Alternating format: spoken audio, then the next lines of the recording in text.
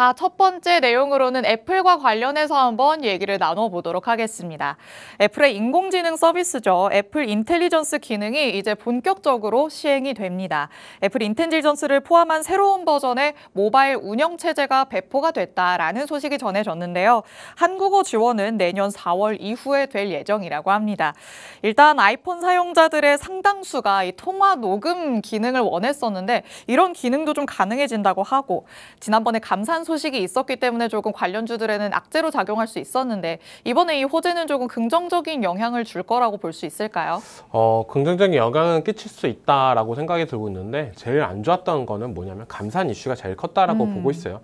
지금 어떻게 보면 중국 쪽에서 매출이나 이런 부분이 올라갈 가능성도 있다. 긍정적인 뉴스가 나오지만 애플 자체적으로 감산을 했다는 거는 전체적으로 봤을 때는 그렇게 긍정적인 것보다 부정적인 게 더 크다라고 여겨지고 있고 제일 중요한 건 우리나라 관련주들 LG이노텍이 바닥권에서 아직도 있다는 거예요.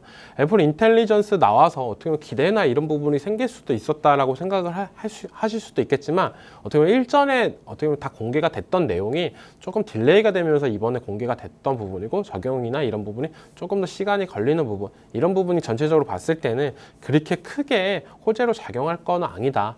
하지만 LG이노텍이 많이 빠진 만큼 저는 어떻게 보면 가격적인 전략은 괜찮게 떨어지지 않았나라고 생각을 하고 있어요. 차트를 보면서 마저 설명해 드린다면 LG이노텍 같은 경우는 지금 거의 어떻게 보면은 불과 7월 달만 해도 거의 30만 원을 돌파하냐 마냐 이런 얘기가 나왔던 부분이었는데요. 지금 가격대는 거의 17만 원대에 가고 있습니다. 불과 두세 달 만에 이렇게 큰 폭으로 하락했던 부분이 큰데요. 그렇기 때문에 아무리 애플 정도로 악재나 이런 부분이 있지만 어떻게 보면 실적 시즌도 나왔잖아요. 그만큼 애플에서 실적을 어떻게 나올지 그런 부분에 있어서 LG이노텍이 다시 한번 올라갈 가능성은 있다라고 생각이 들고 있고 여기서 떨어져도 저는 그렇게 큰 타격은 안 볼 것 같다는 생각도 들고 있는 부분이 있습니다. 그렇기 때문에 애플 실적 관련해 가지고 기대감보다는 어떻게 보면 실망감은 이제는 다 떨어졌다. 그렇기 때문에 남은 건 기대감밖에 없지 않나라고 생각이 들고 있기 때문에 지금부터는 중장기 포지션으로 들어가도 괜찮은 가격대가 왔다라고 생각이 들고 있고 제일 중요한 건 요즘에도 그래도 제일 중요한 건 외국인들의 수급 현황이다라고 말씀을 해드리고 있잖아요. 근데 LG이노텍 같은 경우도 봤을 경우에는 외국인과 기관들의 수급이 별로 좋지는 않아요. 개인들만 사고 있는 부분인데 가격이 싼 부분 어떻게 보면 삼성전자보다는 조금 난 부분은 시총이 조금 저렴한 부분이기 때문에 개인들로서도 충분히 올라갈 수 있는 여력은 있지만 지금 가격대 18만 원 밑에서는 조금 더 모아가는 전략 단기적 트레이딩 관점까지도 봤을 경우에는 20만 원까지는 한 번은 올라가지 않을까. 그때 어떻게 보면 물려있던 분들이나 아니면 신규로 들어가시는 분들은 그렇게 타점을 노리는 것도 괜찮은 방법이다라고 말씀해드리고 싶습니다. 네, 사실 이 애플 인텔리전스 이미 앞서서 공개가 됐었던 내용이라 이번에 적용이 된다고 한들 그렇게 크게 영향을 미치지는 못할 것이다 라고 말씀을 해주셨습니다. 관련주로 또 LG이노텍이 엮여 있기 때문에 주가의 흐름을 살펴봤는데요.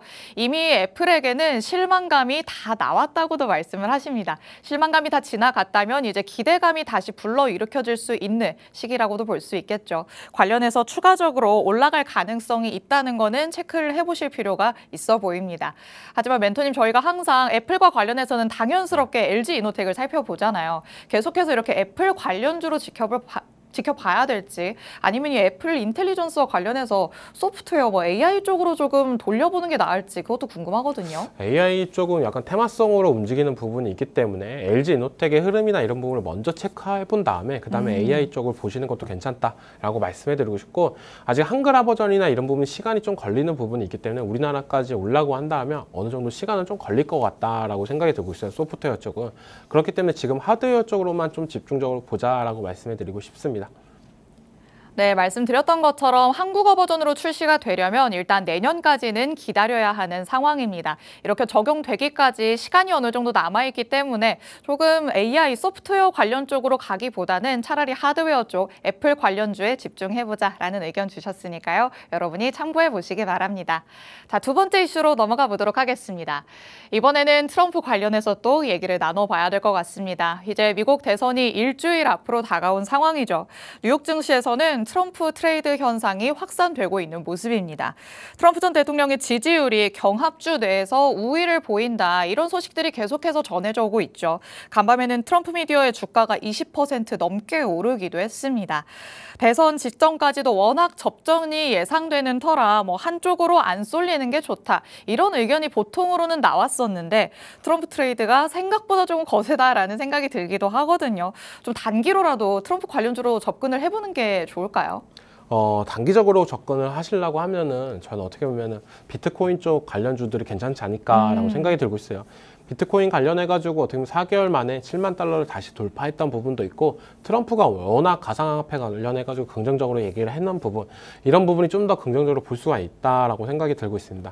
그리고 트럼프가 다시 한번 도전을 하는 부분도 있잖아요. 그렇기 때문에 과거에 어떻게 보면 재건, 방산, 어떻게 보면 이렇게 긍정적으로 남북경합초 이런 쪽보다는 새롭게 튀어나오는 부분, 이번에 어떻게 보면 경선을 하면서 새롭게 튀어나왔던 부분이 비트코인이다라고 볼 수가 있는데, 그만큼 약간 새로운 관점으로 봤을 때는 좀 더 긍정적인 포인트가 더 넘친다라고 생각이 들고 있고요.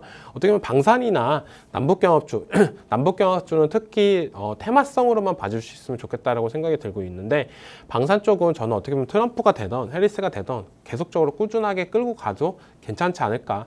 어떻게 보면 한국 방산 관련해가지고 K방산이 어떻게 보면 지금 계속 수주 모멘텀이나 이런 부분이 살아있다라고 저는 생각이 들고 있고요. 그거에 따라서 주가도 올라가지고 있는 부분, 다른 반도체나 2차전지 관련해가지고는 수주 모멘텀이 생각보다 못 받는다라고 여겨지고 있는데, 방산 쪽은 어떻게 보면 수주 모멘텀만 나오면은 그때 주가도 같이 올라가줄 수 있는 모습들도 나오고 있고요. 방산 또 어떻게 보면 K방산 ETF가 그 전 세계 ETF 중에 가장 수익률이 높았다는 얘기도 있었습니다.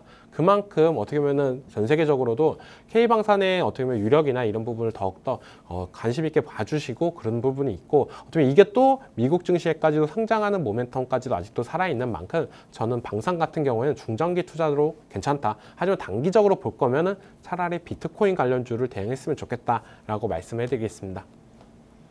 이제 진짜 얼마 안 남았기 때문에 또 트럼프 미디어의 주가 급등이 투심을 요동치게 만들고 있습니다. 트럼프에 조금 이 단기간 안에도 집중해 보려고 하신다면 방산 남북 경합주보다는 가상화폐 관련주로 눈길을 쏠려보는 게 좋겠다라고 말씀을 하시는데요. 조금은 새롭게 나타나는 측면에서 테마성이 더 짙게 나타날 수 있다는 걸 알아두셔야 될 것 같고요. 방산을 오히려 보자면 차라리 더 길게 놓고 보시는 게 좋을 것 같습니다. 수주 모멘텀까지 더해진다면 우리가 길게 봤을 때 오히려 수익을 제대로 챙길 수 있는 구간이 될 수 있으니까 방산은 조금 더 멀리, 그리고 짧게 본다면 가상화폐 관련주로 눈길을 가져보시는 게 좋을 것 같습니다. 그런데 이제 미국 대선과 관련해서 움직임을 가져보는 것도 이번 주가 사실 마지막이잖아요. 그러면 그중에서 탑픽을 가상화폐로 꼽자면 특히나 볼 수 있을 만한 종목들도 따로 있을까요?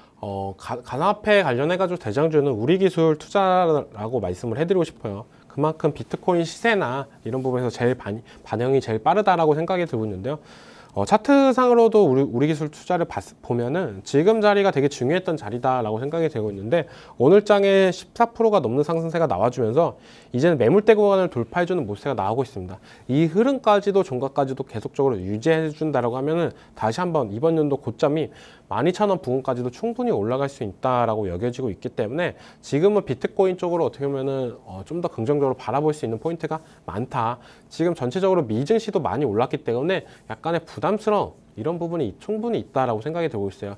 그런 자금들이 비트코인 쪽으로 들어온다라고 하면은 비트코인 쪽은 어떻게 보면 당분간 조정이었던 부분이기 때문에 그런 부분을 만회하면서 올라갈 수 있는 여력까지도 만들 수 있는 만큼 지금은 단기적으로는 비트코인, 거기서 우리 기술 투자를 좀 집중적으로 보자라고 말씀해드리겠습니다. 네, 현재 트럼프 전 대통령이 강세는 강세구나라는 거를 가상화폐 시장 안에서 여실히 느낄 수 있습니다.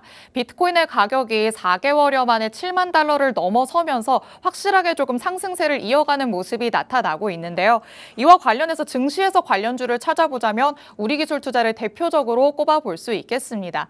비트코인 안에서 가격이 오른다면 상대적으로 우리기술 투자의 가격도 올라가는 측면이 많으니까 여러분이 한번 이와 관련해서 투자 전략 전략을 세워보시면 좋을 것 같습니다. 자, 그럼 저희는 마지막 이슈로 넘어가 보도록 하시죠. 이번에는 또 방산, 드론과 관련해서도 얘기를 나눠봐야 할 것 같습니다. 러우 전쟁에 참여하고 있는 북한군이 3,000명이다. 젤렌스키 우크라이나 대통령이 기자회견에서 이렇게 주장을 했습니다. 앞으로 파병 수가 12,000명이 될 거라고도 했고요. 또 북한이 러시아에 포탄을 제공하고 있다. 이렇게 얘기를 하기도 했습니다. 중동 쪽은 그래도 조금 완화가 되나 싶은데 이쪽은 아직까지도 뭔가 해소될 기미가 안 보이는 듯 합니다. 여전히 방산, 드론 이쪽에서는 시세가 좀 이어질 거라고 봐야 될까요? 계속적으로 이어질 가능성이 높다라고 생각이 들고 있고, 지금은 방산을 떠나서 어떻게 보면 드론 관련주들도 계속적으로 상승세나 이런 부분이 나오고 있는데요. 요 며칠 동안에서 계속적인 전쟁이나 러시아 우크라이나 사태로 봤을 때 얘기가 나왔던 부분은 자폭 드론 관련해가지고 얘기가 계속적으로 나왔던 부분이 있었어요.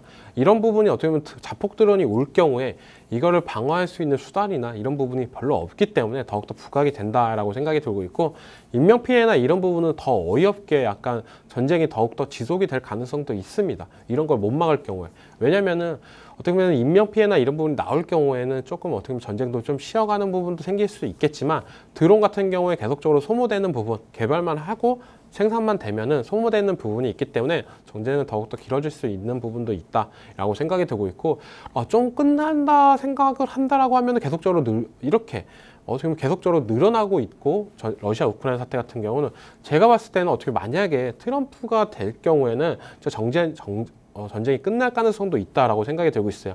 그렇게 본다라고 하면 전쟁이 끝나기 전에 막판 물량 공세를 하면서 어떻게 보면 내가 내 영역을 더욱더 넓히려고 하는 부분이 있지 않나. 그렇기 때문에 러시아 같은 경우도 더욱더 총공격을 하고 있는 부분이 나오지 않나라고 생각이 드는 만큼, 전쟁 관련해가지고는 어떻게 보면 트럼프 당선 전까지는 조금 더 지속이 될 것 같다는 생각이 들고 있고, 트럼프 당선 이후에 어떤 코멘트 하냐에 따라서 러시아 우크라이나 사태가 갑자기 더욱더 종전으로 더 한 발짝 나가설 수 있는 모습에도 나올 가능성이 있기 때문에, 이쪽 어떻게 보면 드론 관련해가지고는 테마성으로 오르는 만큼 약간은 단기적인 트레이닝, 방산 같은 경우는 러시아 우크라이나 사태를 떠나서도 계속적으로 국방력이나 이런 모멘텀은 살아있기 때문에 중장기성으로도 괜찮다라고 말씀해 드리겠습니다. 네, 트럼프 전 대통령은 본인이 당선될 경우에 전쟁을 종식시키겠다 이런 발언을 많이 해왔습니다. 그래서 만약에 당선이 된다면 진짜 전쟁이 끝나는 거 아닌가, 방산, 드론, 지금 우리가 총력을 가해봐야 될 때가 아닌가라는 생각이 들기도 하는데요. 이와 관련해서도 러시아도 같은 생각을 하고 있지 않나라는 생각이 듭니다. 오히려 대선이 다가오면 다가올수록 총 공세의 가능성도 높아진다는 점 여러분이 염두를 해두셔야 될 것 같습니다. 그런데 방산과 드론 두 가지 다 지금으로서는 시세가 나오고 있잖아요. 그럼 지금 당장에는 우리가 어느 쪽으로 조금 포커스를 맞춰보는 게 좋을까요? 드론이 단기적이니까 더 좋을까요? 단기적으로는 드론을 보셨으면 좋겠다라고 말씀을 해드리는 부분이, 이 코컴이라는 종목이 있어요. 이 종목을 계속적으로 언급을 해드리는데, 드론 관련해가지고 제일 어떻게 보면 드론이 공격을 했을 때 무기력하게 할 수 있는 기술이나 이런 부분이 있기 때문에 어떻게 보면 공격하는 측면보다는 방어하는 측면이 더욱더 강하다라고 생각이 들고 있습니다. 그렇기 때문에 코컴이 오늘 장세에도 계속적인 강세를 보이고 있고, 지금 방산 관련해가지고는 현대로템이 오늘 장중에 거의 5%가 넘는 상승세를 한번 찍어줬던 모습세도 나왔었어요. 근데 지금은 약간 2%대 있는 부분이고, 대형 방산주 같은 경우는 지금 고점 부분에서 어떻게 보면은 돌파를 할 거냐 말 거냐 이런 부분이 계속적으로 눈치를 보고 있는 부분이 있다라고 여겨지고 있기 때문에, 조금 더 흐름은 중장기적으로는 괜찮지만 단기적으로는 조금 재미없는 흐름이 나올 수도 있다.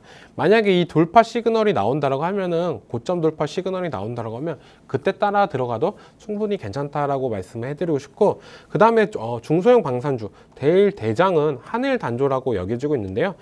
단기적으로 많이 올랐기 때문에 아직까지도 투자 경고인 종목입니다. 그렇기 때문에 단기 가열성, 이게 끝나고 나서 다시 한번 수급세가 들어오는지 이런 부분도 조금 체크해 볼 필요는 있다라고 말씀해 드리겠습니다.